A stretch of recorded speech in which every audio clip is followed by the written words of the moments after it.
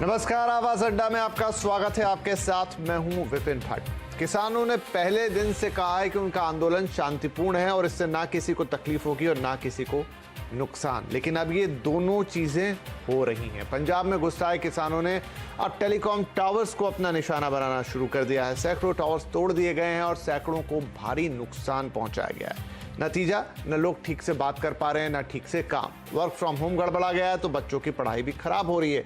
और ये सारा उपद्रव इस नाम पर कि नए कृषि बिल बड़े कॉर्पोरेट्स के फायदे के लिए बनाए गए हैं। क्या बार बार ये कहना कि कॉर्पोरेट इन्हें लूटेंगे, जमीनें कब्जा लेंगे, ये सही है? भारत में कॉर्पोरेट को इस तरह से विलन बनाना कितना सही है? क्या बड़े औद्योगिक घरानों के बिना हम उस तरक्की की उम्मीद कर सकते हैं जो हम देखना चाहते हैं? आज इन्हीं सवालों के जवाब ढूंढने की कोशिश होगी। हमारे साथ कार्यक्रम में कई मेहमान शामिल हैं जिनका इंट्रोडक्शन मैं आपसे करा सकता हूं। यहाँ पर गोपाल कृष्ण अग्रवाल साहब शामिल हो रहे हैं भारतीय जनता पार्टी से। गौरव वल्लभ साहब हैं कांग्रेस से। इसके अलावा हमारे साथ पिरूत कंबाटा साहब होंगे जो कि चेयरमैन हैं CII फूड प्रोसेसिंग कमेटी और CMD है रसना इंडस्ट्रीज़ के। कुलदीप सिंह धालीवाल साहब जो किसान नेता हैं हमारे साथ कार्यक्रम पर जुड़ चुके हैं। आशुतोष श्रीवास्तव कॉर्पोरेट लॉयर हैं, कार्यक्रम में शामिल होंगे। और विजय सरदाना साहब एग्री इकोनॉमिस्ट भी कार्यक्रम में हमारे साथ शामिल होंगे। आप सभी का बहुत बहुत स्वागत है। तो मेरा पहला सवाल कुलदीप जी आपसे ही है कि किसानों ने डे 1 से कहा, पहले दिन से कहा, लगातार कहते आ रहे हैं, हर बार कहते हैं कि ये जो आंदोलन है ये शांतिपूर्ण है और इससे किसी का हम नुकसान नहीं करेंगे, किसी को तकलीफ नहीं पहुंचाएंगे। लेकिन पंजाब से जो तस्वीरें देखने को मिल रही हैं वो ऐसा बयान नहीं करती है। सर बिल्कुल बिल्कुल, जो किसान है बहुत शांतिपूर्वक अपना आंदोलन चला रहे हैं, लेकिन उनके पीछे जो पॉलिटिकल पार्टीज हैं जो मतलब नहीं चाहती कि ये आंदोलन शांतिपूर्वक रहे, ये सब उनके कार्यकर्ताओं का काम है। और वो जो है पंजाब में सरकार का भी मैं कहूँगा, जो पंजाब सरकार के शय पर ये अराजकता का माहौल जो है वो पैदा हो रहा है। और टावर उखाड़े गए हैं, जनरेटर भी जो है वहाँ से उखाड़ दिए गए हैं। तो ये सारी चीजें जो हैं ये बहुत दुखदाई खबरें हैं। इसके मतलब जो हमारा निवेश है पंजाब में, मेरे को तो लगता है कि आने वाले 10 साल तक निवेश पंजाब में नहीं आएगा, जो माहौल अब बन चुका है। तो ये सारी तस्वीरें जो है बड़ी दुखदाई हैं। तो आप कह रहे हैं कि ये किसानों का काम नहीं है, किसानों की आड़ लेकर पॉलिटिकल यहाँ पर चीजें सेटल हो रही हैं? बिल्कुल, किसान आंदोलन को बदनाम किया जा रहा है और किसान आंदोलन को बदनाम करने के लिए ये जो पॉलिटिकल पार्टीज हैं, जिनको दिख रहा है कि ये जो यूथ है हमारा पंजाब का, जिसको पहले नशेड़ी कह के बदनाम किया गया था कि 75% लोग तो नशेड़ी हैं पंजाब में। अब जब देखा इन्होंने कि यार इनमें इतना जज्बा है, इतना जोश है और ये पंजाब को बदल सकते हैं, तो उनके ऊपर इनकी गिर्द जो निगाह है सभी पॉलिटिकल पार्टियों की पड़ी हुई है। तो ये नहीं चाहते ये यूथ इकट्ठा रहे और ये यूथ पंजाब को बदले। तो ये पार्टियां जो हैं ये अपना अपना खेल खेल रही हैं पंजाब में।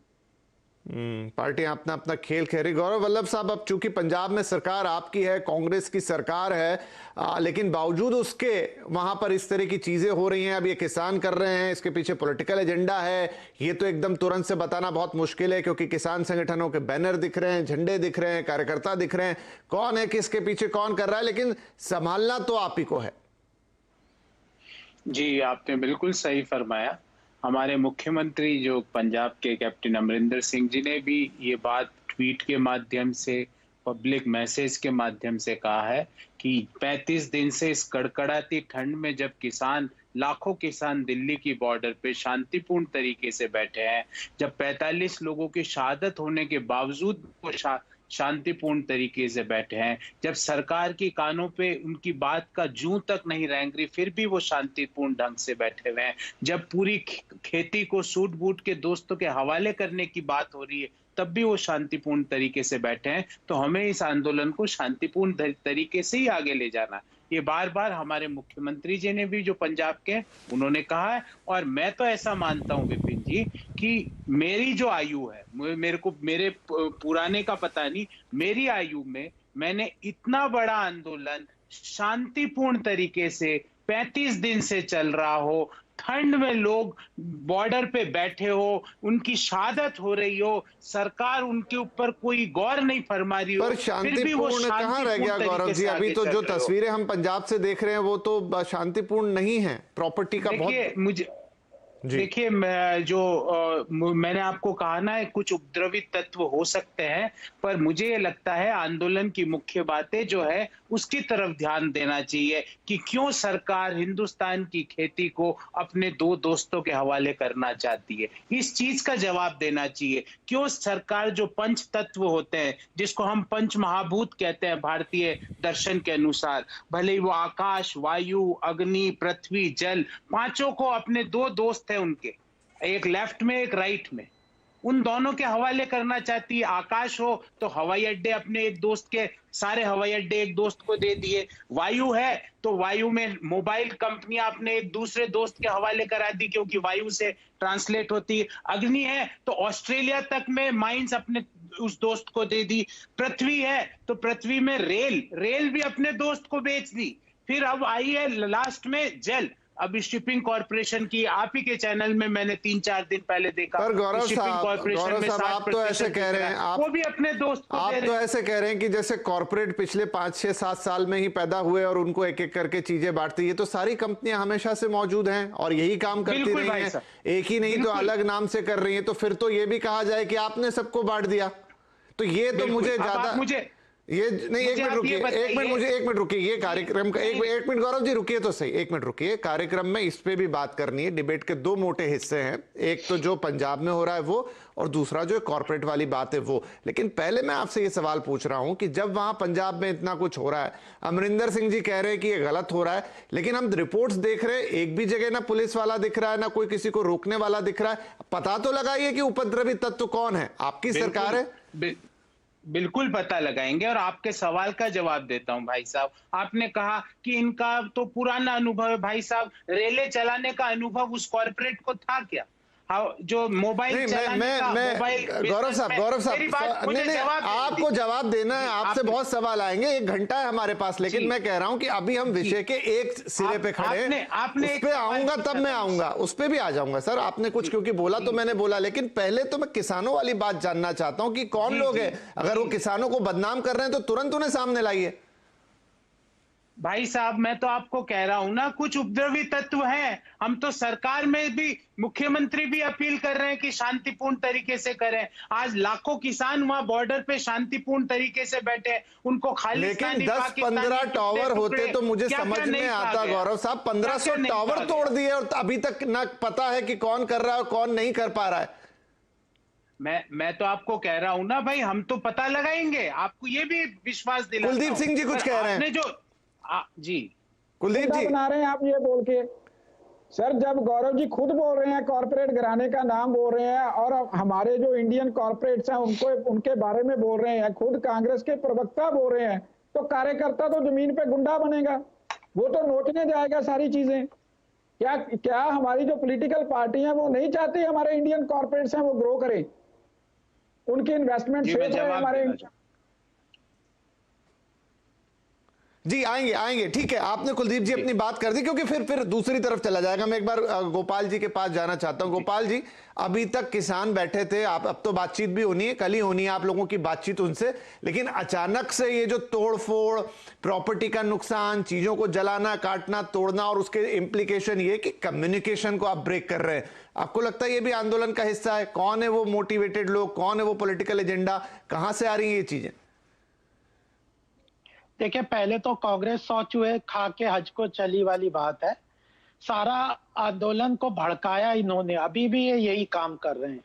और आप बताइए, ये अगर स्क्रिप्ट आप नक्सलवाद की देखोगे तो यही होती है। पहले तो ऐसी मांग करो कि जो सरकार के लिए उचित हो ही ना मानना, और उसके बाद फिर लोगों को बताओ कि देखो सरकार तो आपकी सुन नहीं रही।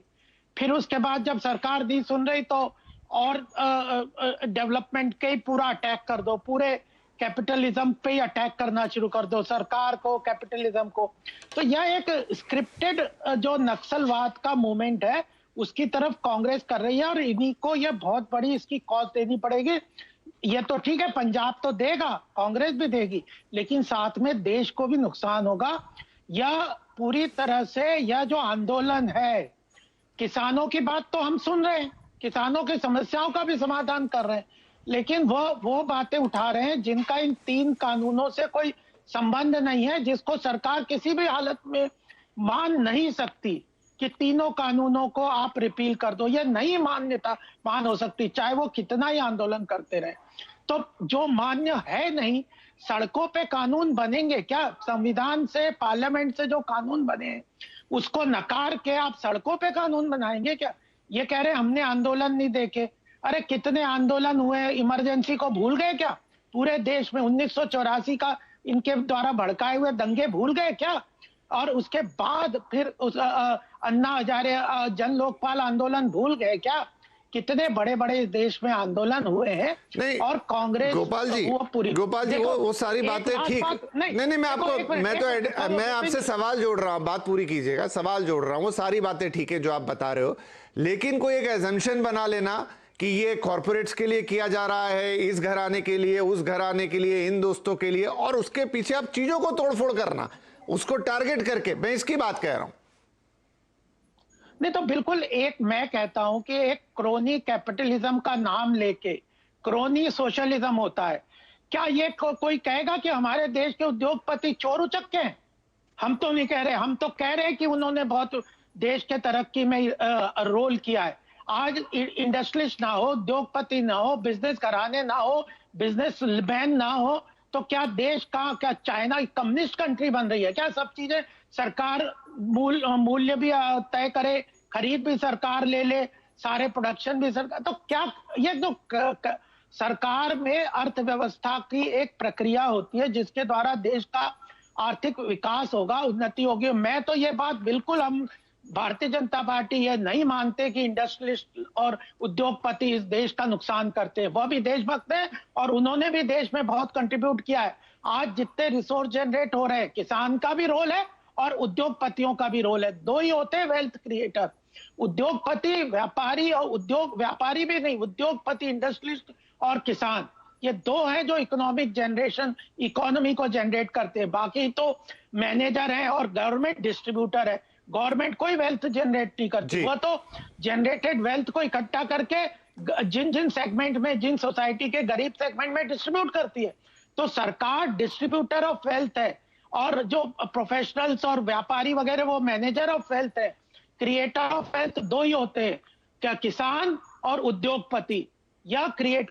और इन दोनों को हमें पूरी अहमियत के साथ, पूरी इज्जत के साथ उनका समान स्थिति को रखना चाहिए ना।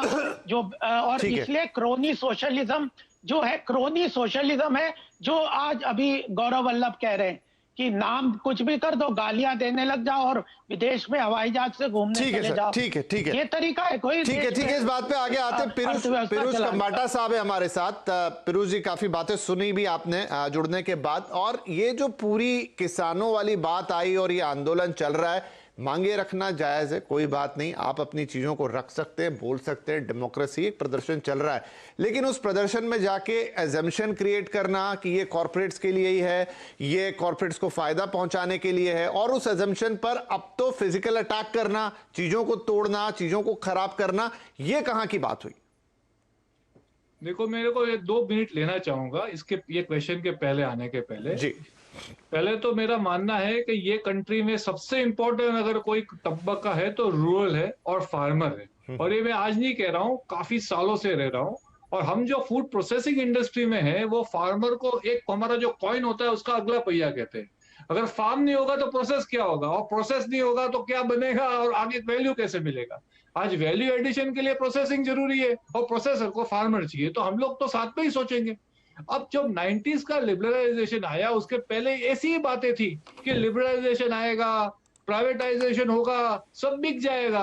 अभी आप देखो क्या उल्टा हो रहा है। अभी हम कह रहे हैं कि भैया प्राइवेट जो हो गया उसका सर्विस अच्छा है, हर आदमी प्राइवेट एयरलाइन में जाना चाहता है, हर आदमी प्राइवेट बैंक से डील करना चाहता है, हर आदमी प्राइवेट स्कूल में जाना चाहता है, प्राइवेट हॉस्पिटल में जाना चाहता है, प्राइवेट की सर्विसेज अच्छी है, प्राइवेट में एम्प्लॉयमेंट लेने के लिए लाइन लगती है। तो ये प्राइवेटाइजेशन का एक भूत था, कुल वालू बढ़ा, उससे ही फायदा है। और 90s के बाद जो इंडस्ट्रियल रिवॉल्यूशन आया, उसका फायदा इतने लोगों को मिला है कि आजकल जो यंगस्टर है वो अपने फादर से ज्यादा क्यों कमाते हैं? क्योंकि वो एजुकेटेड है, उनको अच्छे जॉब मिले, आईटी इंडस्ट्री क्रिएट हुई, हरियाणा क्रिएट, क्या बोलते हैं, हैदराबाद क्रिएट हुआ, पूना क्रिएट हुआ, और हमारा इज्जत पूरे वर्ल्ड में बचा।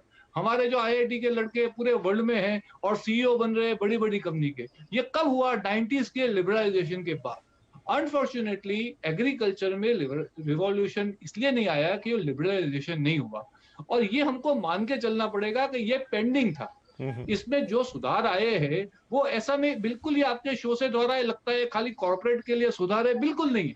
अब for example contract farming act है, उसमें यह बोला गया है कि आप कोई भी आपका मॉडर्न ट्रेड हो कि बड़ा ट्रेड रिटेलर हो कि कोई प्रोसेसर हो, आज फार्मर से जुड़ सकता है, उसको रॉ मटेरियल दे सकता है, उसका टेक्नोलॉजी दे सकता है, फाइनेंस दे सकता है, उसमें क्या गलत है?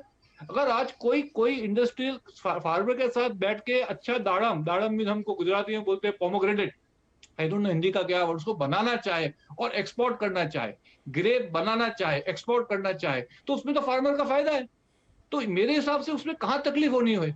आज अगर कोई, मैं खुद एक प्राइवेट वर्ड है प्राइवेट, पर लेट अस से मैं बैंक से कर्जा लेके मेरे पैसे डाल के एक आईपीओ करके मैं एक अच्छा यार्ड बनाता हूं जिसपे फार्मर आके अपना माल बेच सके, तो क्या प्रॉब्लम है? ऐसा तो कहीं लिखा नहीं गया कि एपीएमसी बंद हो गई है और आप प्राइवेट में जाओगे, क्या हो गए? दोनों है। और एमएसपी की जो बात रही, मैं इसलिए ज्यादा नहीं जानता हूं कि मेरे को पॉलिटिक्स के बारे में पता नहीं है, पर जो मैं समझता हूं कि एमएसपी को भी उन्होंने मान्य रखा है, एमएसपी रखेंगे, तो मेरे को अभी तक समझ में नहीं आया कि कहाँ इश्यू है, मेरे को बिल्कुल समझ में नहीं आया। और मैंने 2 एग्जाम्पल खुद ने स्टडी किए, जो फार्मर लोग प्रोसेसर को माल बेचते हैं, जैसे कि पोटैटो है, मैंने कॉन्ट्रैक्ट देखे, पोटैटो के कॉन्ट्रैक्ट फार्मिंग में रेट मिल रहे हैं 12 रुपये, ओपन मार्केट में 5 से 8 रुपये मिल रहे हैं। ग्रेप, जो आदमी ग्रेप एक्सपोर्टर को दे रहा है उसको डबल पैसा मिल रहा है।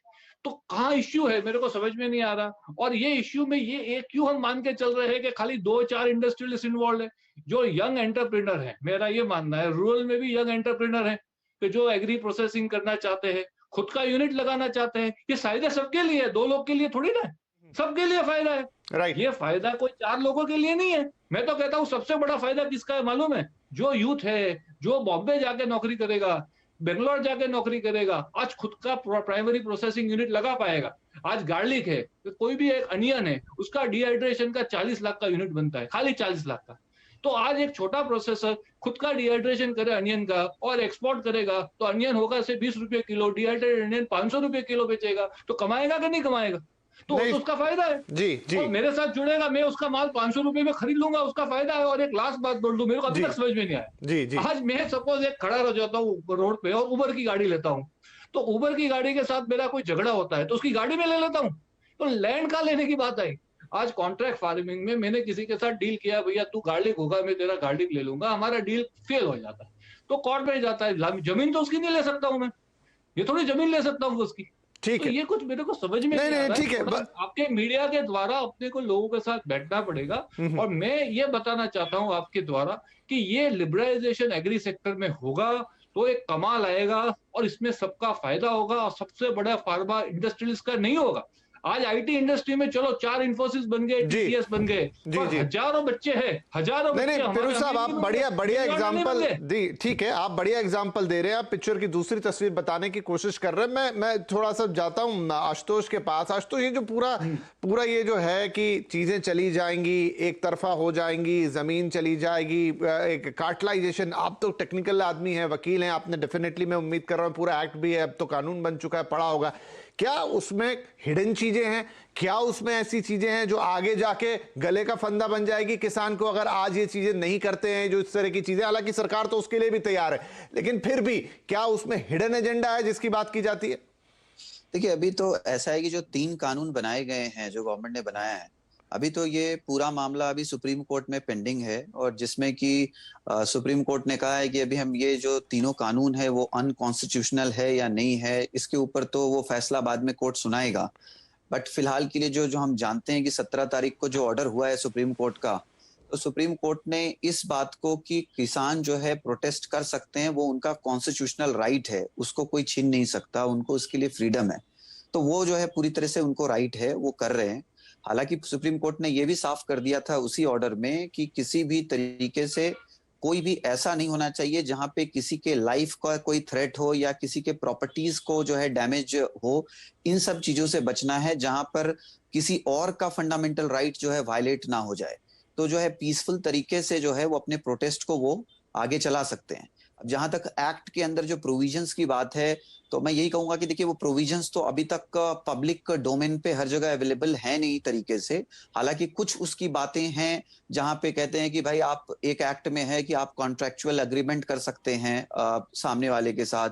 थोड़ा सा उसमें डिजिटल तरीका को भी लाया गया है, या फिर जो है जैसे जो बहुत सारी जो चीजें जो पोटैटोज और बहुत सारे जो क्रॉप्स हैं उसको जो है प्रोडक्ट्स को बाहर निकाला गया है कि इमरजेंसी से उसको बाहर निकाला गया है, ताकि जो है पहले जो है स्टॉक नहीं किया जा सकता था उसको कहीं ना कहीं स्टॉक करने में लिमिटेशंस को इंक्रीज किया गया है। तो ये बहुत सारी चीजें हैं जो बहुत कुछ हिडन भी है, जो क्लियर नहीं है। वो सुप्रीम कोर्ट इस पे हियरिंग कर रहा है, तो उस पे मुझे नहीं लगता कि मैं बहुत ज्यादा अभी कमेंट करूंगा एट दिस स्टेज। बट हाँ, जो मुझे ऐसा लगता है कि राइट है, लेकिन फार्मर्स को इस बात का ध्यान रखना है कि किसी और को डैमेज ना हो, प्रॉपर्टीज डैमेज ना हो, जो आप बता रहे थे, जो हम लोग देख रहे हैं, जो मोबाइल वो तो गलत ही है, वो तो गलत ही है, वो तो बिल्कुल किसी भी चीज में गलत है, उसका ध्यान तो बिल्कुल रखना चाहिए। और साथ में मैं ये भी कहूंगा कि ये गवर्नमेंट की भी जिम्मेदारी बनती है कि ये जो इश्यूज है, जब सुप्रीम कोर्ट ने बोला कि आप कमीशन एक अपॉइंट कीजिए और कमीशन द्वारा जो है मेडिएशन कीजिए और जो उनके कंफ्यूजन है या उनके डाउट्स हैं उसको क्लियर कीजिए, या आपको लगता है कि एक्ट में कुछ अमेंडमेंट करने की जरूरत है या जो भी उसमें रिक्वायरमेंट है, आप मिलके जो उनके संगठन है किसानों के, उनसे मिलकर के बात कीजिए।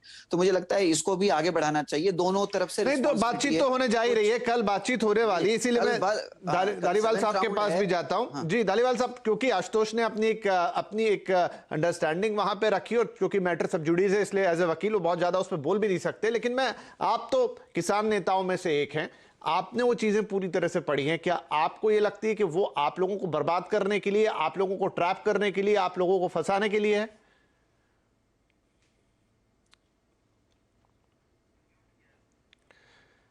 कुलदीप जी, आपका म्यूट है, अगर आप म्यूट से हटा दें, हम आपको सुन नहीं पा रहे हैं। हेलो कुलदीप जी, लगता है फिलहाल कुलदीप जी की आवाज हम तक नहीं पहुंच रही। चलिए करेक्शन करके आते हैं, लेकिन गौरव वल्लभ साहब के पास चलते हैं। गौरव साहब, आपने फिरोज जी को भी सुना, इनफैक्ट कुलदीप जी को भी सुना, एक हद तक आप बहुत सारी बातें नोट भी कर रहे थे, तो आप गोपाल जी के सवालों का भी कुछ जवाब देंगे, लेकिन मैं यहीं से लेकर आता हूं फिर से इसको कि सीधा सीधा टारगेट कर देना, सीधा सीधा किसान के दिमाग में ये डाल देना कि ये तो आपको ट्रैप करने के लिए है, ये उद्योगपतियों के हवाले कर देने के लिए है, ये आपकी जमीनें छीन लेगा, ये आपको बर्बाद कर देगा, आगे आपका कोई हक नहीं रह जाएगा चीजों के ऊपर, ये कितना सही है सर? जी विपिन जी, मैंने प्रोग्राम के शुरुआत में पंच तत्व की बात की थी और आपने कहा वो तो पहले से बड़े उद्योगपति हैं। मुझे ये बताइए, उनको रेलें चलाने का भी अनुभव है? अरे अभी रेल पे मत जाइए, अभी मैं रेल पे भी आ जाएंगे, जो है वो तो सुनिए। एक एक सवाल का उत्तर दे सकता हूँ ना, एक एक सवाल का उत्तर दे सकता हूँ। तो उनको जब रेल चलाने का, क्या वो रेलें चला रहे थे इतने सालों से देश में? तो एक बात बताइए, जब देश में आपकी सरकार के दौरान ही जब टेलीकॉम आया, तो किसके पास अनुभव था इस देश में टेलीकॉम लगाने का? भाई साहब, एक एक का बात का जवाब दूंगा आपको, अभी इस सवाल का भी जवाब देता हूँ, ठीक है। फिर जो भाजपा के हमारे प्रवक्ता है, उन्होंने कहा साहब ये तो नक्सलवाद की तरह, यही तो समस्या है। आज इन्होंने फिर उनको नाम दे दिया यहाँ टीवी चैनल पे बैठ के कि वो नक्सलवादियों की तरह बिहेव कर रहे हैं। इन्होंने ये नहीं कहा सर, उनको नक्सलवादी नहीं कहा, फिर ये गलत बात है। उन्होंने कहा कि किस तरीके से चीजें पनपती हैं और होती, उन्होंने किसी को पॉइंट आउट करके नक्सलवादी नहीं कहा। यहाँ मैं आपसे एग्री नहीं करूंगा। तो फिर क्यों बोलने की जरूरत थी जब उनके मन में मंशा नहीं है? पहली बात। दूसरी बात, उन्होंने कहा हम तो किसान इकोनॉमिक वेल्थ क्रिएटर है, तो साहब आप उनसे जाके बात क्यों नहीं करते? 20 दिन से बातचीत बंद पड़ी है। दिल्ली का तापमान 3 डिग्री टेम्परेचर है, आप कितनी बार गए पिछले 20 दिन में? आंसर है 0, एक बार भी नहीं। उनको गाली देते रहे इस तरह जैसे अभी इन्होंने। सरकार बुला रही है बातचीत प्लीज आप बीच में मत बोलिए, शांति से सुनिए। फिर विपिन जी, इकोनॉमिस्ट मैगजीन का एक डाटा देता हूं। दिसंबर 2020 इकोनॉमिस्ट मैगजीन ये कहती है कि जब जीडीपी इंडिया की गिर रही है और कंसिस्टेंटली गिर रही है, पहले क्वार्टर में -23.9% हो गई थी, बात ये करते थे कि इंडिया की इकोनॉमी को $5 ट्रिलियन बना देंगे, और इन्होंने मुकेश अंबानी की पर्सनल वेल्थ को 5 ट्रिलियन रुपए बनाया। ये इकोनॉमिस्ट मैगजीन का डाटा है। गौतम अडानी की पर्सनल वेल्थ इस मंदी में भी 2.5 ट्रिलियन रुपए के पास जाके पहुंच गई है। ये इकोनॉमिस्ट मैगजीन का डाटा है। 25% की दर से मुकेश अंबानी की पर्सनल वेल्थ बढ़ रही है। बोलते हैं साहब उद्योगपति, अरे उद्योगपति के कोई खिलाफ नहीं है, पर क्या देश में सिर्फ 2 ही उद्योगपति है? कोई और उद्योग नहीं चला? तो आपने अगर इकोनॉमिस्ट के डाटा ले लिए तो आपको वर्ल्ड बैंक की रिपोर्ट भी देख लेनी चाहिए, जहां 2021 के लिए प्रोडक्शन है। आपको अब पिरूज जी तो यहीं बैठे हैं, वो अपनी वेल्थ के बारे में बता देंगे। क्यों सिर्फ 2 ही 3 नामों को आप काउंटर कराते हैं कि इनकी वेल्थ बढ़ रही है? बाकी अगर आप लाइन से देखेंगे तो और 15 लोगों के नाम है जहां पर वेल्थ का क्रिएशन हुआ है, और कोरोना काल में इन सबकी वेल्थ भी गिरी है। अगर आप इकोनॉमिस्ट के उस लेख की ही बात कर रहे हैं तो उसके आगे पीछे के भी 5 लेख पढ़ने पड़ेंगे गौरव जी। एक अकेले लेख से आप चीजें नहीं निकाल पाएंगे। विपिन जी आपसे पूछता हूं, और गलत बोलूं तो आप बताइए डाटा के साथ। मुझे बताइए कि 25% की दर से किस व्यक्ति की, पहले हिंदुस्तान के 20 उद्योगपतियों में से किस एक व्यक्ति की 25% की दर से पर्सनल वेल्थ बढ़ रही है? मुझे बताइए, सिवाय मुकेश अंबानी के एक भी नहीं। आप बताइए, क्या प्रॉब्लम है आपको? आप बताइए नहीं आके। आप हर चीज अपने दोस्तों को देना। तो देखिए सर, आप जो हैं बिजनेस चैनल पे डिबेट कर रहे हैं, तो मैं आपको चीजें भी बता देता हूं कि किस कंपनी में कितने कितने स्टेक्स उन्होंने बेचे हैं, उससे कितना पैसा आया है, चाहे वो जियो में हो चाहे किसी और में हो। तो वहां से जो कैलकुलेशन लगेगा तो वो आपको वेल्थ बढ़ती हुई दिखाई देगी, क्योंकि स्टेक सेल हुए हैं। बात है, कमाल की बात है। और कोई स्टेक सेल नहीं कर रहा, और कोई स्टेक सेल नहीं। आपने कितनी खबरें सुनी है स्टेक सेल करने की? आपने कितनी खबरें सुनी है स्टेक सेल करने की? कितने स्टार्टअप हिंदुस्तान में? आपने कितनी खबरें सुनी हैं जिन्होंने स्टेक सेल की है पिछले 6 महीने में? बोलने तो दी, बता दीजिए। हाँ, नहीं, आप फैक्ट पे बात कर रहे हैं, मैं आपको फैक्ट बताऊंगा। स्टार्टअप हुए हैं। आप ये देखो, इनके ये राम कथा है, इसको चलने में विपिन जी कुछ नहीं होने वाला। आप ये क्रोनी सोशलिस्ट बनना चाहते हैं। आप राहुल गांधी की और सोनिया जी की वेल्थ 10 साल में कितनी बड़ी थी, वो पर निकाल लीजिए। इसको पता है कि वो शिपिंग कॉर्पोरेशन किसको मिलेगी? क्या यही इसको कहते हैं? राहुल गांधी और उसके खिलाफ है, हम उद्योगपतियों के खिलाफ नहीं है, पर अपने दाएं बाएं सिर्फ अपने जीजा जी की वेल्थ कितनी बड़ी थी, जिनको कि कुछ काम नहीं आता, वो किसान थे। बीच में मत बोलिए, सुनिए पूरी बात। फिर इन्होंने कुछ भी बोलते जाओगे क्या? नहीं, आप कुछ गलत बोलेंगे तो देखिए। हाँ, तो गौरव साहब या तो आप पूरे फैक्ट के साथ बोलिए। आप एक इकोनॉमिस्ट का आर्टिकल कोट मत कीजिए, और उसमें भी वो कोटिंग पूरी नहीं है। दूसरा, सारे फैक्ट के साथ आइए। किस कंपनी की बैलेंस शीट में क्या बिका, क्या नहीं बिका, कौन सा स्टेक सेल हुआ, कौन सा स्टेक सेल नहीं हुआ, आप उस पे बात कीजिए। एक तरफा अगर आप आरोप लगाएंगे कि इसकी वेल्थ उतनी बढ़ गई और इसकी वेल्थ उतनी बढ़ गई, तो वो सही नहीं होगा। स्टॉक मार्केट जब इतना बढ़ रहा है, डेली लाखों करोड़ में, लाखों रुपए करोड़ों में वेल्थ बढ़ रही है। पूरे कैपिटल मार्केट का मार्केट कैप कितना हो गया? मार्केट कैप हो गया है, एफडीआई आ रहा है, और एफडीआई। चलिए, ठीक है, क्योंकि गौरव साहब मुझे लग रहा है आप फैक्ट से हटके बात कर रहे हैं। सही बात है, यहां पर जिस वेल्थ की आप बात कर रहे हैं वो मार्केट वैल्यू है, वो मार्केट वैल्यू है। स्टॉक मार्केट ऊपर जाएगा तो मार्केट वैल्यू ऊपर जाएगी। क्यों नहीं बढ़ती है? सबकी बढ़ रही है, सबकी बढ़ रही है, सबकी बढ़ रही है। इतना मार्केट कैप कैसे? आप सबकी बढ़ रही है। आप टॉप 10 इंडस्ट्रीज निकाल लीजिए, सबकी बढ़ गई। विजय सरदाना जी आपके जिंदल की भी बढ़ रही है। एक मिनट भाई साहब, एक मिनट। गौरव जी, आप यार IIM अहमदाबाद में और बाकी IIM में पढ़ाते थे, यही सब पढ़ाते थे कि वेल्थ कैसे बढ़ती है, बिजनेस मॉडलिंग क्या होती है। यार आप तो मैनेजमेंट के प्रोफेसर है, ऐसी बात मत करिए यार, ऐसी बात मत करिए। आप फाइनेंस पढ़ाते थे, आप बिजनेस पढ़ाते थे, कम से कम उस इंस्टीट्यूट की मर्यादा रखिए प्लीज। ऐसे मत बोलिए, मैं आपका स्टूडेंट रहा हूं, ऐसे मत बोलिए, ऐसे मत बोलिए। ये अब आप रुक जाइए। अब आपने बोल दिया, आपका इलॉजिकल तथ्य था, इसलिए मैं पहली बार आपको टोक रहा हूं। आप ऐसी बात मत करिए।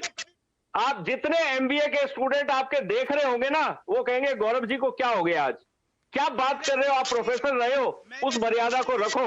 आप राजनीति में अपना स्तर मत गिराओ। अच्छा गौरव जी, आप राजनीति में स्तर मत गिराओ। लेते हैं ना क्या बोल रहे हैं वो भी एग्री इकोनॉमिस्ट हैं, आंकड़ों को अच्छी तरह जानते समझते हैं। सुन लेते हैं, आपकी बात भी हमने सुनी, अपने तथ्य रखे, आपने अपने तथ्य रखे, सुन लेते हैं एक बार।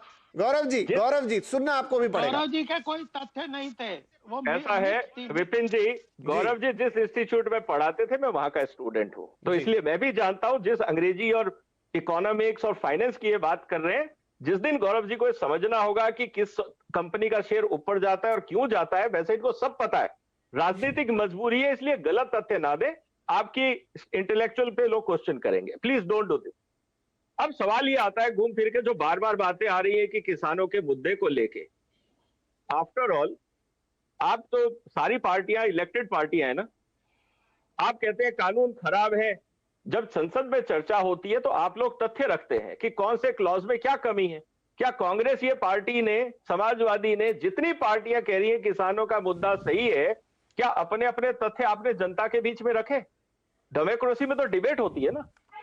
कांग्रेस के क्या, किस पॉइंट पे क्या आर्ग्यूमेंट है बताएं। आप ये कह रहे हैं किसानों की सुनो, अरे भाई हम कांग्रेस की भी सुन सकते हैं, हम समाजवादी की भी सुन सकते हैं, हम सारी अपोजिशन और सारे फेवर वालों की सुन सकते हैं, डिबेट में सबकी सुनी जाएगी। क्या गौरव वल्लभ जी और उनकी पार्टी ये बता सकती है कि किस कानून में कौन सी लाइन खराब है? हमारे एक वकील मित्र थे, मैं भी एडवोकेट हूं दिल्ली हाई कोर्ट में, मैं एडवोकेट से, मेरे मित्र से कहना चाहूंगा, भाई साहब ये सारे कानून कोई कॉन्फिडेंशियल नहीं है, नेट पे जाएंगे आपको सब मिल जाएंगे, डाउनलोड कर लीजिए।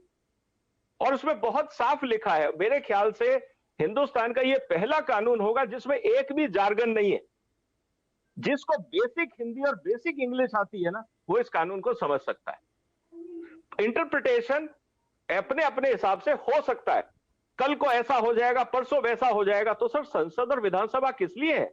आज आप 104 बार कॉन्स्टिट्यूशन अमेंड कर चुके, अगर 5 साल बाद आपको लगता है कि इस कानून में कुछ खामी आ रही है, कोई पर्टिकुलर एक्टिविटी गलत जा रही है, क्या आप कानून नहीं बदलोगे? क्या उसमें अमेंडमेंट नहीं करोगे? यह सोचना कि 100 साल के लिए कानून बन रहा है और उसमें अमेंडमेंट ही नहीं होगा, कौन से कानून में आज तक ऐसा हुआ है? हर साल आप पार्लियामेंट विधानसभा में क्या चर्चाएं करते हैं? अमेंडमेंट ही तो करते हैं साल भर बैठ के, कभी किसी में कभी किसी में। तो मेरे को समझ में नहीं आ रहा कि राजनीतिक मजबूरियां ऐसी क्यों हो जाती हैं कि हम लोग लॉजिक छोड़ के सब कुछ बात करने लगते हैं। तो मेरा निवेदन है, जनता आपको देख रही है, आपको चुन के भेजा है, कम से कम इतनी बात तो बता दो जनता को कि सच क्या है। राजनीतिक मजबूरी अपनी जगह, बट फैक्ट्स तो वही रहेंगे ना। और दुनिया कौन सा चाहे हिंदुस्तान के अलावा कि ये देश आगे बढ़े? कौन सा देश चाहता है कि भारत आगे बढ़े? बताइए आप मुझे। हर आदमी भारत को बाजार की तरह देख रहा है। मेरे पास 50 फोन आए अंतरराष्ट्रीय बाजार से कि अगर मैंडेटरी एमएसपी हो गया तो हमारे लिए कौन कौन से रास्ते खुल जाएंगे, क्योंकि दुनिया दूसरे ढंग से कैलकुलेशन करती है। आप लोग अपनी राजनीतिक कैलकुलेशन करते रहिए। मेरे को समझ में नहीं आ रहा है कि हमारे यहां इतने पढ़े लिखे लोग संसद में हैं और सिर्फ राजनीति के कारण कुछ भी बोलना है, कुछ भी कहना है। यह दुख की बात है।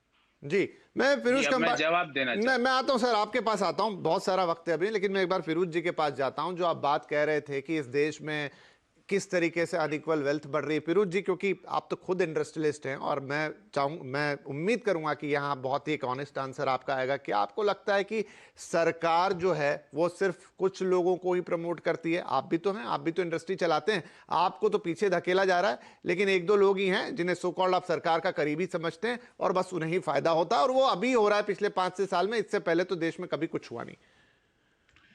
देखो, मैं ऑनेस्टली एक चीज बताऊंगा आपको कि 99% जो इंडिया के इंडस्ट्रियलिस्ट है वो हम बिलीव करते हैं corporate governance, equal distribution of wealth. आज मैं खुद की बात करूं, हम लोग CSR 2% अभी आया, हम सालों से 10% CSR देते थे। आज कोविड में 7 महीना काफी कॉर्पोरेट ने अपने सैलरी नहीं ली, MD की सैलरी नहीं ली, सीनियर मैनेजमेंट की सैलरी नहीं ली, हमने जूनियरों को सबको पूरा सैलरी दिया, किसी को वो नहीं किया। काफी इंडस्ट्री में बहुत तकलीफें आई हैं। तो मैं इंडस्ट्री को जानता हूँ, क्लोजली रह रहा हूँ। तो काफी इंडस्ट्रियलिस्ट हम अपने आप को कंट्री इंडस्ट्रियलिस्ट पहले लास्ट समझते हैं, पहले सिटीजन समझते हैं, and we consider ourselves a responsible citizen. और रही बात फूड प्रोसेसिंग की, लगभग 30,000 से 40,000 प्रोसेसिंग के यूनिट इंडिया में होंगे, उससे ज्यादा पर कम नहीं। और ये मेरा मानना है कि मैं एक ही चीज बातों को आगे अलग अलग आऊंगा कि ये बिलों से, ये रिफॉर्म से एक्चुअली फायदा पहले होगा फार्मर का और फिर होगा इंडस्ट्रियलिस्ट का। ये बिल्कुल मानना गलत है कि इसमें इंडस्ट्रियलिस्ट या तो कोई कॉर्पोरेट का फायदा होने वाला है। और जो गवर्नमेंट की आपकी क्वेश्चन है, नीतियां एक्चुअली वो इक्वल रही है। आज जीएसटी आ गया, हमने एक्सेप्ट किया उसको, क्योंकि जो लिबरलाइजेशन होता है, रिफॉर्म होते हैं, हमको उसको एक्सेप्ट करने पड़ते हैं। अब बहुत सी ऐसी चीजें गवर्नमेंट ने की है कि जो एक्चुअली स्पीकिंग इंडस्ट्रियलिस्ट अपोज करते हैं, तो भी हमको एक्सेप्ट करना पड़ता है। तो ऐसा तो नहीं हर पॉलिसी इंडस्ट्रीज की फेवर में आ रही।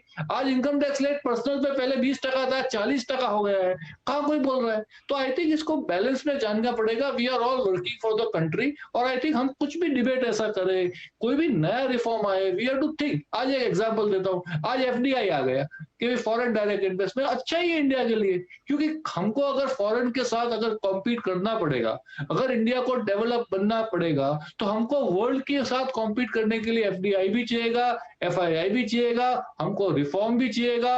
और तब जाके, जैसे विजय भी ने कहा, अगर अल्टीमेटली इंडिया के एग्री सेक्टर को इंप्रूव करना पड़ेगा, तो हमको फॉरेनर के साथ जुड़ना पड़ेगा, एक्सपोर्ट करना पड़ेगा। हमको अच्छे क्रॉप चाहिए, 1-2 एकड़ से क्या होगा? हमको अच्छे क्रॉप चाहिए, हमको ईल्ड चाहिएगा। और ये सब कब आएगा? कि जब फार्मर और इंडस्ट्रियलिस्ट साथ में काम करेगा विथ वन ऑब्जेक्टिव, कि भाई कैसे हम इंडिया का वैल्यू बढ़ाए, कैसे हमारे एक्सपोर्ट का वैल्यू बढ़ाए, और कैसे वेल्थ का इक्वल डिस्ट्रीब्यूशन हो।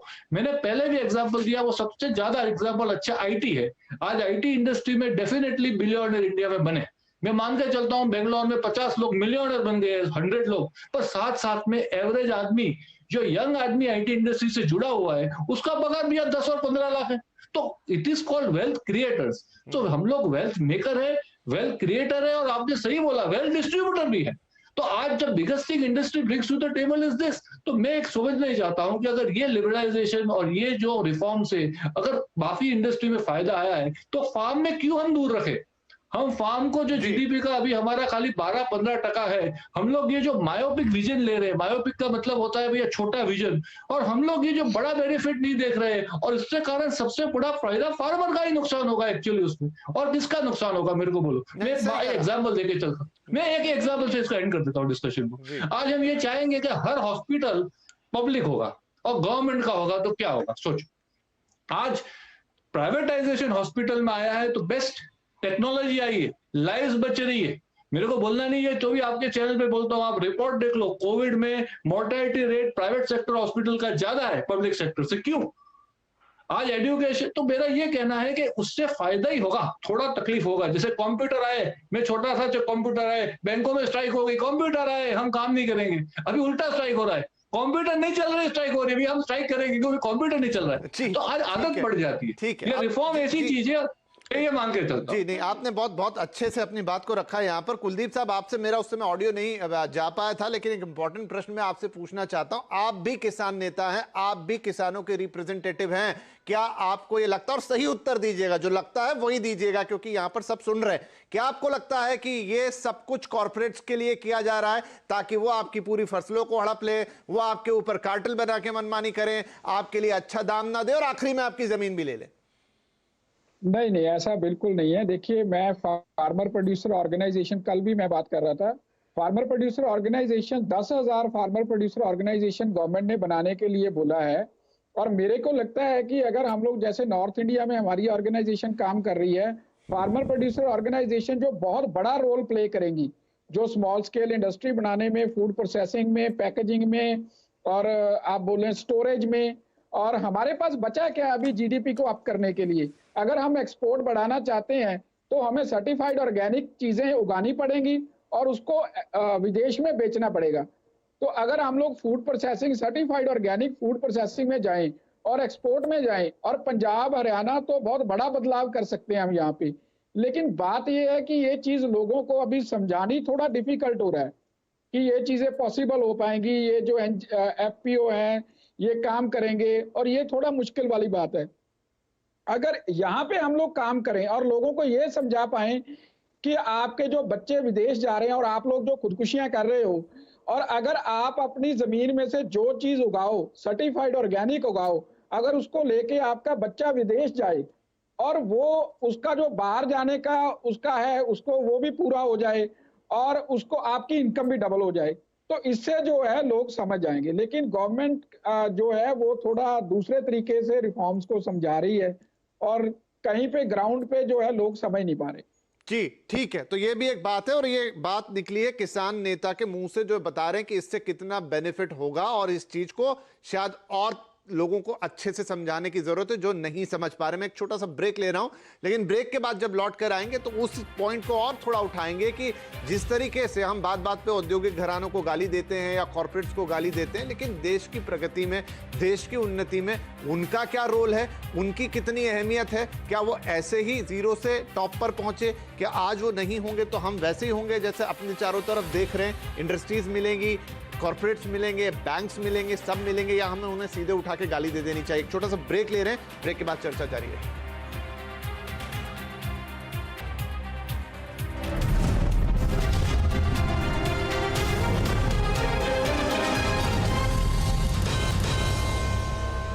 आवाज अड्डा में बात हो रही किसान आंदोलन की, जो अब उग्र रूप ले चुका है। पंजाब में हमने देखा कि किस तरह से किसानों ने बहुत सारे, या जो भी कहें कि किसान की आड़ में क्या कोई और ये कर रहा है, लेकिन ये तो बाद में ही पता चल पाएगा जब वहां की सरकार कुछ निकाल के देगी। लेकिन बहुत बड़ी तोड़फोड़ हुई, बहुत सारे मोबाइल टावर्स तोड़े गए, जिससे लोगों को परेशानी हो रही है। दूसरी तरफ ये भी बड़ी डिबेट का हिस्सा है कि क्यों खुले में आप आके कॉर्पोरेट्स को गाली देते हैं? क्या वो सिर्फ लूटने के लिए बैठे हैं, या वो सिर्फ चीजों को हड़पने का काम करते हैं? क्या देश की प्रगति में, देश की उन्नति में और देश के लोगों की उन्नति में उनका कोई हाथ नहीं, और हर छोटी बड़ी बात पर आप सीधे उन पर निशाना साध दें? इसी पे चर्चा जारी है। ब्रेक के बाद इस चर्चा को हम आगे बढ़ाते हैं। विजय जी, एक बात बताइए, आप भी क्योंकि इकोनॉमिक्स को उतनी बेहतर तरीके से देखते हैं, ट्रैक करते हैं, क्या कॉर्पोरेट्स के बिना, मैं सिर्फ भारत की बात नहीं कर रहा हूं, हम थ्रू आउट द वर्ल्ड बात करते हैं, अमेरिका से बात करते हैं, जापान से बात करते हैं, साउथ कोरिया से बात करते हैं, और तमाम जो इतने कंट्रीज हैं जहां डेमोक्रेसी है, डेमोक्रेसी का कोई भी फॉर्म है, क्या वहां पे कॉर्पोरेट्स को इसी नजर से देखा जाता है? और कॉर्पोरेट्स के बिना क्या वो देश भी वहां पहुंचते जहां खड़े हैं? बहुत अच्छा सवाल है। देखिए, हर राज्य सरकार अपने यहाँ पे इन्वेस्ट पंजाब, इन्वेस्ट यूपी, ये प्रोग्राम साल भर करते रहते हैं ना। आप रेड कारपेट बिछा के आपके सीएम साहब बड़े बड़े फंक्शन करके कॉर्पोरेट्स को बुलाते हैं। क्यों बुलाते हैं? अगर वो इतने बुरे लोग थे तो आप क्यों बुला रहे थे? पहली बात। आज अगर जिनको हम गालियां दे रहे हैं, अगर ये लोग किसी और देश में, आज मुकेश अंबानी ये कहे कि मैं अफ्रीका में इन्वेस्ट कर रहा हूं, या लैटिन अमेरिका में कर रहा हूं, या इवन अमेरिका में कर रहा हूं, आप क्या समझते हैं लोग मिलने नहीं आएंगे? वहां के राष्ट्रपति भी मिलने आएंगे। क्योंकि जब एक इन्वेस्टमेंट होता है तो आप वहां पे जीडीपी में टैक्स देते हैं, एम्प्लॉयमेंट जनरेशन करते हैं, उस देश की खुशहाली में हेल्प करते हैं। अब रही बात की तोड़फोड़, मेरे को कोई चीज पसंद नहीं है तो मेरे पास ये अधिकार है ना कि मैं आपका सामान नहीं खरीदूं। अगर आपको लगता है पंजाब को कि ये सारी कंपनियां इतनी खराब है, तो अपने सारे बच्चों को बोले ना पंजाब के कि कोई भी आज के बाद ना रिलायंस का सामान खरीदेगा, ना रिलायंस में नौकरी करेगा, सब रिजाइन करो एन मास, आज ही आज, रातों रात करिए ना रिजाइन, अगर ये इतनी कंपनियां खराब है तो। सारे पंजाब के लोग ये प्रॉमिस करें कि आज के बाद ना रिलायंस का कोई सामान खरीदेंगे, ना रिलायंस का कोई मोबाइल इस्तेमाल करेंगे, ना हमारे कोई बच्चे रिलायंस में नौकरी करेंगे, हम कुछ रिलायंस से रिश्ता नहीं रखना चाहते। यह अधिकार भी आपके पास है ना। तोड़फोड़ क्यों कर रहे हो? यह संपत्ति देश की है, यह संपत्ति रिलायंस की पर्सनल नहीं है। रिलायंस ने बैंक से पैसा लिया, एक टेक्नोलॉजी एक्वायर करी, आपके लिए खड़ी करी, ताकि आपके बच्चों को सुविधाएं मिल सके। आपको नहीं चाहिए मत इस्तेमाल करो, जिसको चाहिए उसको करने दो। लेकिन तोड़फोड़ का लॉजिक क्या है? आफ्टर ऑल किसका नुकसान किया आपने? आज किसके बच्चे परेशान हो रहे हैं? किसकी पेमेंट में प्रॉब्लम आ रही है? अगर ये इतने खराब होते तो चीफ मिनिस्टर साहब क्यों कह रहे हैं कि यार ये बंद करो, सब हमारा राज्य बदनाम हो रहा है? आप इस बात को समझिए। जब टाटा को वेस्ट बंगाल से निकाला गया था, आज तक कोई बड़ी कंपनी वापस नहीं गई। मानेसर में जब मारुति के ऊपर अटैक हुआ था, वहां के वर्कर्स और लोगों के द्वारा कोई बड़ा इन्वेस्टमेंट नहीं आया। जहां जहां पे आपने बड़े इन्वेस्टमेंट को तंग किया, छोटा वैसे ही डर जाता है कि जब ये बड़ों को नहीं संभाल पा रहे तो हम किस औकात के हैं। और बड़ी कंपनियां ये भी मानती हैं कि जिस राज्य में लॉ एंड ऑर्डर नहीं है, जहां के लोग वायलेंट हैं, हम क्यों रिस्क लें? आपको पता है बिहार में लोग क्यों नहीं जाते इन्वेस्टमेंट करने? वहां तो कोई ऐसा नहीं था ना, क्योंकि वहां लॉ एंड ऑर्डर नहीं था। पंजाब को जिन लोगों ने बनाया पिछले 30-40 साल में, मैं भी उसी राज्य से हूं, मेरा परिवार आज भी वहां रहता है, 40 साल लगे इस राज्य को यहां तक लाने में। आज के लोगों ने उसकी बट्टी पलीत कर दी एक दिन में। अब इस घाव को भरने में कितने साल लगेंगे आपको देखना पड़ेगा। आपने अपने बच्चों के भविष्य को खतरे में डाल दिया है। जी। ये शर्म की बात है जिसने भी ये किया है। राइट। आशुतोष जी, मुझे ये बताइए, आप तो कॉर्पोरेट लॉयर हैं, कितने मौके आते हैं, कितने जब आपसे कोई कॉर्पोरेट आते हैं और आपको इस तरह की चीजों को ड्राफ्ट करने के लिए बोलते हैं अपने पक्ष में, जहां ये होता है कि नहीं ये सब मुझे ले लेना है, इसको निकाल लेना है, बस ऐसे ही काम करना है, किसी का कुछ नहीं सोचना है, सिर्फ लालच ही लालच होना है, सिर्फ प्रॉफिट ही प्रॉफिट देखना है? ईमानदारी से जवाब दीजिएगा। नहीं, देखिए, मैं विपिन जी, मैं बिल्कुल इस बात को मानता हूं कि कोई भी कॉर्पोरेट के बिना कंट्री प्रोग्रेस नहीं कर सकता है। ये कोई सेकंड थॉट ही नहीं है, क्योंकि जो जितनी भी चीज मैन्युफैक्चर होती है या एक एक प्रोडक्ट जो हम यूज करते हैं हर रोज, वो कहीं ना कोई मैन्युफैक्चरिंग यूनिट उसको बना रहा होता है। तो ये कह देना कि कॉर्पोरेट जो है सिर्फ लूट रहे हैं या ये कर रहे हैं, ठीक है, वो अपना प्रॉफिट रखते हैं, अपने मार्जिन रखते हैं, वो बहुत सारे CSR एक्टिविटीज भी उनको करना पड़ता है, गवर्नमेंट उनको जो है रेगुलेट करते रहती है, और उनके प्रॉफिटेबिलिटी को भी कंट्रोल करते रहती है हर तरीके से। तो ऐसा भी नहीं है, वो कॉर्पोरेट का कॉन्ट्रीब्यूशन को हम लोग डिनाई नहीं कर सकते। At the same time farmers का भी कॉन्ट्रीब्यूशन को डिनाई नहीं किया जा सकता कि हमारा देश जो है, हमारा कंट्री एग्रीकल्चरल बेस्ड कंट्री रहा है थ्रू आउट। आज भी 60% 70% पॉपुलेशन जो है वो फार्मर्स ही हैं, जो हर रोज मेहनत करते हैं और क्रॉप्स को ग्रो करते हैं। वहां पे कोई दिक्कत वाली बात नहीं है। अब जहां तक ये जो तोड़ फोड़ का जो मामला है, जैसे मैंने पहले भी कहा, ये देखिए, ये कोई भी स्टेट हो इंडिया में, ये उसकी जिम्मेदारी बनती है कि लॉ एंड ऑर्डर को कंट्रोल करे। आपको, जो कि अभी चीफ मिनिस्टर ने भी बोला, पंजाब के चीफ मिनिस्टर ने, कि हम इसको जो है इसके ऊपर कार्रवाई कर रहे हैं, तो ऑब्वियसली उसमें FIR रजिस्टर हो, इन्वेस्टिगेट हो सकता है ये फार्मर्स नहीं कर रहे हो, कुछ और लोग कर रहे हो, जैसे आपके डिबेट पे भी लोग अलग अलग तरीके के आरोप लगा रहे हैं, तो वो तो इन्वेस्टिगेशन से ही पता चलेगा। हो सकता है फार्मर्स को सिर्फ बदनाम किया जा रहा हो सकता है वो पीसफुली कर रहे हो अपना जो भी। अभी देखिए, ये तो बहुत इंपॉर्टेंट एस्पेक्ट है कि गवर्नमेंट को जो है फार्मर्स के कॉन्फिडेंस को जीतना होगा, उनको समझाना होगा। अगर उन्होंने ये कानून बनाया है जो कि किसानों के फेवर में है, तो ये उनको समझ में आना चाहिए। ठीक है, उसके लिए बातचीत होने जा रही। गौरव वल्लभ साहब के पास पहुंचता हूं मैं। गौरव साहब, आप थोड़ा पीछे जाते हैं इतिहास में, 1992 की बात करते हैं, जब आप ही की सरकार थी, कांग्रेस की सरकार थी, और देश में रिफॉर्म्स आ रहे थे। तब भी बहुत हल्ला मचा था। फिरोज साहब ने भी उस समय कहा कि बड़ा हल्ला होता था, देश बिक जाएगा, सारा प्राइवेट कंपनियां भर के ले जाएंगी, ये हो जाएगा, वो हो जाएगा। लेकिन वो दिन है और आज का दिन है। हम आगे बढ़े कि नहीं बढ़े, या देश लुट गया? गौरव, शायद लगता है ये प्रश्न तक पहुंचा नहीं। मैं जाता हूं गोपाल जी के पास। गोपाल जी, इस बीच में बात कर लेता हूं या आपसे इतनी, क्योंकि कल बातचीत होने जा ही रही है और हम उम्मीद कर रहे हैं कि एक बहुत सकारात्मक बातचीत होनी चाहिए, किसानों के बीच में भी और आपके बीच में भी। क्या हम उम्मीद करें कि कल कुछ सॉल्यूशन निकलता हुआ दिखाई देगा? बिल्कुल, मेरे हिसाब से तो सॉल्यूशन कल हो जाएगा। सरकार बहुत पीछे कदम ले चुकी है और सरकार आगे भी चर्चा करके बदलाव में कुछ करने को तैयार है। हमें यह बात किसानों को बहुत अच्छे तरह आपके माध्यम से समझानी चाहिए कि जो उनकी समस्याएं हैं, बहुत सारी समस्याएं, कई बार चर्चा में 34 दिन से हम भी बैठे हुए हैं, उसके पहले भी चर्चा होती है। किसानों की बहुत सारी समस्याएं, लेकिन वो भी ये समझ रहे हैं कि सब समस्याएं इन 3 कानूनों के कारण न सॉल्व होने वाली है, या हम भी नहीं क्लेम करें कि इन 3 कानूनों के बाद किसानों की सारी समस्याएं समाप्त हो जाएंगी और यही उसके सारे समस्याओं के सॉल्यूशन है। और ना ये भी बात है कि वह बहुत सारी समस्याएं इन कानूनों से उपज रही है, तो यह बात उनके भी समझ आ रही है और वह इस बात को बदला देंगे।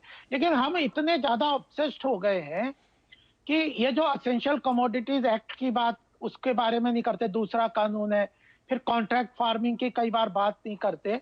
यह बहुत जरूरी है। प्राइवेट इन्वेस्टमेंट को एग्रीकल्चर सेक्टर में आए बगैर किसानों का विकास नहीं हो सकता। यह मैं बिल्कुल पूरा पक्की मजबूती के साथ यहाँ आपके साथ कहना चाहता हूँ। हमारे मन में कोई दुविधा नहीं है, प्राइवेट इन्वेस्टमेंट जरूरी है। और प्राइवेट इन्वेस्टमेंट में अगर उनका प्रॉफिट नहीं होता तो कौन इन्वेस्टमेंट करेगा? तो प्रॉफिट भी कोई गलत नहीं है, प्राइवेट इन्वेस्टमेंट भी कोई गलत नहीं है, किसानों की समस्याएं भी गलत नहीं है। केवल यह जो पॉलिटिक्स कर रहे हैं कांग्रेस वाले और कुछ नक्सलवादी लोग, वह गलत है। किसानों के को जो भड़का रहे हैं, उनको गलत फहमी में डाल रहे हैं। और इस बात में हम बिल्कुल, कोई जो कहते हैं ना झेप नहीं रही है या हम कुछ नहीं है कि भाई हम इंडस्ट्रियलिस्ट उद्योगपतियों को भी इस देश का महत्वपूर्ण कंट्रीब्यूटर मानते हैं और इसमें कोई हमें झिझक नहीं है कि हम विकास में उनके साथ भी खड़े हैं जितने हम किसानों के साथ खड़े हुए। और यह जो एक्टिविटी कर रहे हैं इस पंजाब में, अमरिंदर सिंह खुद पछताएंगे कि क्या कर दिया उनने अपने प्रदेश को। कहां से कहां पश्चिम बंगाल का उदाहरण हमारे सामने है, सिंगूर की बात यहाँ पे आई। आज पश्चिम बंगाल का इतना बुरा हाल हो गया है आर्थिक विकास की तरह से, कोई विकास नहीं है, गरीबी बढ़ती जा रही है, छाती जा रही है। बिहार में भी कितना दिक्कत होती है विकास के कारण, लेकिन वहां पे कुछ और समस्याएं बाढ़ वगैरह की। लेकिन पंजाब एक प्रॉस्परस स्टेट है, वह केवल एमएसपी के ऊपर प्रॉस्पर नहीं हो सकता। इंडस्ट्रीज का बड़ा कंट्रीब्यूशन उसमें होगा। अगर ये नहीं करेंगे तो फिर वो तो पछताएंगे। कांग्रेस तो अब नगण्य होती जा रही है, बिल्कुल खत्म हो जाएगी, लेकिन देश का बहुत बड़ा नुकसान कर। चलिए गौरव जी जुड़ गए हैं। गौरव साहब एक प्रश्न में लेके आया था लेकिन अनफॉर्चुनेटली लिंक टूट गया। वो यही 92 की पुरानी बात थी जो फिरोज जी ने भी उठाई। हम भी रोज वो बात करते हैं कि 92 में आप ही की सरकार थी जब देश में रिफॉर्म हुए, तब भी बड़े भारी विरोध हो रहे थे कि देश को का पूरा प्राइवेटाइजेशन हो जाएगा, सब कुछ प्राइवेट सेक्टर के हाथ में चला जाएगा, देश की इकोनॉमी बर्बाद हो जाएगी, लुट पिट जाएगी, सब खत्म हो जाएगा। लेकिन क्या ऐसा कुछ हुआ? वहां से तो आज देश बहुत प्रॉस्पर, बहुत ही समृद्ध स्थिति में खड़ा है। जो ब्रेक पे जाने से पहले सरदाना जी कुछ कह रहे थे, उन्होंने कहा कानून बहुत सरल शब्दों में लिखा हुआ। बिल्कुल सही कहा, इसीलिए तो सारी बात समझ में आ गई सरदाना जी। पर गौरव साहब जो मैंने पूछा वो तो दीजिए ना, उन्होंने बोल दिया, आप मत जाइए सरदाना जी। मैं सवाल तो मेरा समय अब समाप्त हो रहा है। बता रहा हूँ ना, सरदाना जी को समझ में नहीं आ रहा क्योंकि इनका कोई लालच फंसा हुआ। चलिए छोड़ दीजिए सरदाना जी को, उनकी बात हो गई, वो ब्रेक के पहले की बात। कोई जी कमियां बता दूसरी बात आपने मेरे से पूछा। देखिए विपिन जी, दो औद्योगिक घरानों का डेवलप करना कॉर्पोरेट का डेवलपमेंट नहीं है, मैं यही कहना चाह रहा हूँ। कोई भी इस गौरव जी एक दिन अलग से डिबेट कर लेंगे, आप भी फाइल निकाल के लाइएगा, मैं भी फैक्ट पे बैठूंगा और तब बात करेंगे। देखिए हवा में बात नहीं हो सकती, बार बार आप एक ही चीज रिपीट करेंगे, गलत होगी मैं नहीं सुनूंगा। आप फैक्ट पे बात करेंगे, मैं बात कर लूंगा। अभी मैंने जो सवाल पूछा उसका उत्तर दीजिए। जी तो मैंने यही तो कहा, 1991 में जब लिबरलाइजेशन, प्राइवेटाइजेशन, ग्लोबलाइजेशन की बात हुई तो दो औद्योगिक घरानों को डेवलप करने का उद्देश्य नहीं था। आज समस्या ये है, कोई भी सरकारी कंपनी या बड़ा ठेका है वो दो को ही मिलता है, जल, वायु, आकाश, मतलब अग्नि, जहां पे कैसे मिलता है बताइए, बताइए कैसे मिलता है। नहीं बताइए कैसे मिलता है। हवाई अड्डों का ठेका किसको मिलता है मेंटेनेंस का? मैं नाम नहीं लेना चाहता। आप ये बताइए, वायु में जो अग्नि में एनर्जी का ऑस्ट्रेलिया तक के ठेके। तो फिरोज जी क्या कर रहे हैं? फिरोज जी की फैक्ट्रियां ऐसे ही चल रही हैं, फिरोज जी ऐसे ही काम कर रहे हैं, फिरोज जी के पास कोई काम नहीं है। फिरोज जी जैसे और बड़े बड़े औद्योगिक घराने हैं जिनकी वेल्थ बड़ी है, जिनकी क्रिएशन ज्यादा बड़ी है, जिनके एम्प्लॉयमेंट ज्यादा बड़े हैं, तो वो क्या कर रहे हैं? मैंने तो एक ही सवाल पूछा कि किस औद्योगिक घराने की पर्सनल वेल्थ 5 ट्रिलियन रुपए हो गई आज इस कोरोना काल में भी 25%। तो सिर्फ यह एक ही रीजन है कि किसी की वेल्थ अगर बढ़ गई है तो वो खराब है, उसी को कर रहे हैं, उसका कोई कंट्रीब्यूशन नहीं है, उसने कुछ नहीं किया, सरकार ने पूरी वेल्थ बढ़ा दी। आपकी सरकारों में भी तो किसी एक की वेल्थ बड़ी थी, एक कंपनी टॉप पे रही होगी, टीसीएस उससे पहले थी, इसी सरकार में टीसीएस की भी बड़ी थी, इसी में टाटा की भी बड़ी थी। राजीव गांधी फाउंडेशन से वेल्थ बढ़ती थी, राजीव गांधी फाउंडेशन की बढ़ती। नहीं गौरव जी आप ना फैक्ट पे बात नहीं कर रहे हैं, और जब बात फैक्ट पे नहीं होगी तो अनर्गल लगेगी। फैक्ट पे बात कीजिए, आप सिर्फ एक पॉइंट पे अटक गए कि देश में ऑक्सफैम की एक रिपोर्ट है, उसके अनुसार दुनिया के 157 देशों में भारत का इनइक्वालिटी इंडेक्स 147 है। ये ऐसी हजारों रिपोर्ट आती हैं, भारत का बहुत अच्छा इंडेक्स भी बनता है, सब कुछ बनता है, लेकिन उस पे मत जाइए, जो बात हो रही है उस पे कीजिए। अरे साहब इनइक्वालिटी इंडेक्स बता रहा हूँ, सरदाना जी जो भाजपा से कागज लाए हैं उसमें नहीं लिखा हुआ। नहीं मुझे नहीं लग रहा, मुझे गौरव सर सॉरी, आप बहुत अच्छी और पिन पॉइंट बात करते हैं, लेकिन आज आप एक चीज पर अटक गए हैं, और अगर वो तथ्यों पे नहीं होगी, वो तथ्यों पे नहीं होगी तो मैं आपकी बात नहीं मानूंगा। और हम तो यहाँ बिजनेस में तथ्यों की बात करते हैं, फैक्ट्स एंड फिगर की बात करते हैं। 2-4 रिपोर्ट पे आप किसी दिन निकालिए पूरी रिपोर्ट, 1 घंटा मैं आपसे अकेला शो करूंगा, उस दिन सारी बात हो जाएगी। लेकिन चूंकि मेरा मेरा समय समाप्त हो रहा है। आज मुद्दा यहां किसान का है, कल बातचीत होने वाली है। उम्मीद करेंगे तोड़फोड़ बंद हो, किसी की भी संपत्ति का नुकसान नहीं होना चाहिए। कल एक सकारात्मक चीज निकल कर आए, किसानों के मन की शांति हो, उन्हें लगे वो सुरक्षित है और आगे उन्हें यह भी समझ में आए कि हमारे आगे के लिए, डेवलपमेंट के लिए ये चीजें आ रही हैं और दोनों पक्ष मिलकर उसका हल निकाले। इसी उम्मीद के साथ आप सभी का शुक्रिया करूंगा। नमस्कार।